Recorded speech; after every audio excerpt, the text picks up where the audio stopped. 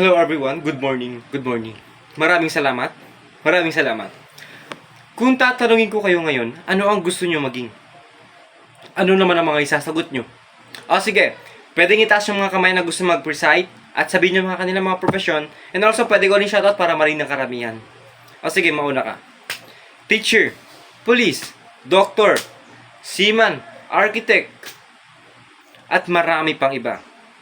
Maraming salamat sa mga sumagot. Marami talaga tayong gusto para sa atin. As usual, we all say our profession in our lives. Oo, madalas ang sagot natin, ang mga profession natin na gusto natin gawin at maging tayo at the future.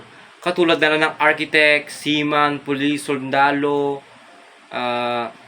teacher, at maraming pang iba. Ako, when I was a child, gusto ko maging isang Superman. Kasi malakas siya, mabilis, makisig, nakakalipad. At di lang yun ang gusto ko. Gusto ko rin maging isang pulis, sundalo, seaman, astronaut. Alam nyo ba, at ang pinakamatagal kong pinangawakan ay ang pagiging isang seaman. Hindi ba ganito ang mga tanong natin sa sarili natin kung ano nga ba ang pangarap mo? At siguro ito rin ang iniisip ng mga kabataan na katulad nyo at katulad ko rin kung ano nga ba ang gusto mo maging. Dahil ang sagot sa tanong mo na ito ang gagabay sa pagpili ng kurso mong gusto, sa pagpili ng paaral o university na gusto mong pasukan, at sa pagpili sa susunod na hakbang ng iyong buhay. Tama ba? Tama. Alam nyo, sa dami ng gusto ko maging, alam nyo, ano ang pinili ko? Ay ang kursong eduk, ang pagiging isang teacher. Soon. Dahil ang tema natin ngayon ay retrospect, kaya sinubukan kong balikan ang tanong na ito, hindi lang sa akin at sa inyo rin, dahil iisa lang ang buhay natin, di ba? Isa sa lahat, hindi natin alam kung gaano ito kahaba. So kung iisa lang ang buhay natin, ano nga ba ang gusto ko maging sa nag-iisa kong buhay na ito? At na pag-isip-isip ko, teka, hindi pala ang pagiging isang eduk student ang gusto kong maging. Dahil ang gusto ko, hindi lang gustong gusto ko ay ang maging isang taong may puso at mapagmahal na tao. Ang pagiging student ay priority ko. Ang pagiging taong may puso at mapagmahal na tao ay tinatrabaho ko. At itong uniform na to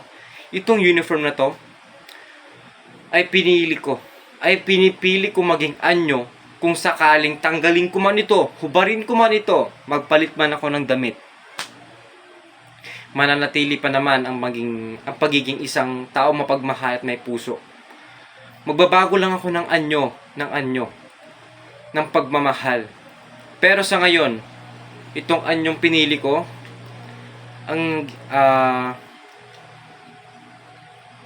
maging isang mapagmahal na tao at may puso. Kayo, bilang isang mamamayang Pilipino, kung babalikan natin ang tanong na ano ang gusto nyo maging, or ano ang gusto nyo maging, at iisipin natin isang klaseng tao. Okay, magbigay ka ng some examples. Ako, gusto ko maging isang taong may puso at mapagmahal na tao. Kayo, ano na mga isasagot nyo? Kayo, mauna ka. Mabait, marangal, mabuti, masinup, masunurin, at marami pang iba. Ay, maraming salamat sa mga sumagot. Ay, maaari kayang, or pwede kayang, imbes profession, ito na lang ang mga sagot natin. Ito ang gawin nating basihan ng ang ating mga desisyon, ang pagpili ng kung anong klaseng taong ang gusto mong maging. Ay isang desisyon na ikaw lang ang nakakagawa. Kaya naghahanap ka ng sense of power, sense of control. Kasi pakiramdam mo, dinidiktahan ka ng karamihan, dinidiktahan ka ng kung saan ka man, dinidiktahan ka kung saan ang gusto mo. Ito ang kapangyarihan mo. Nasa sayo ang desisyon at hawak mo ang kalayaan mong hubugin ang iyong sariling pagkatao. Tama, di ba? Tama. Sa 2 taon kong nag-aaral, marami akong na-encounter na classmate ko or kaibigan ko na laki sa hirap. And also, milaki rin ako sa hirap. Nakikita ko kung paano sila nalilimitahan sa kanilang pagpili ng profesyon dahil naranasan ko rin ito.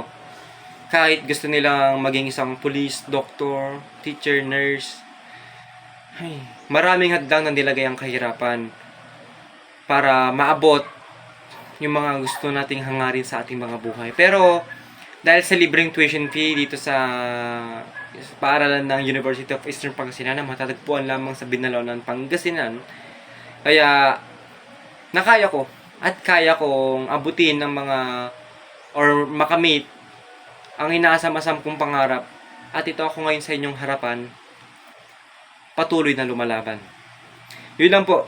Maraming salamat po.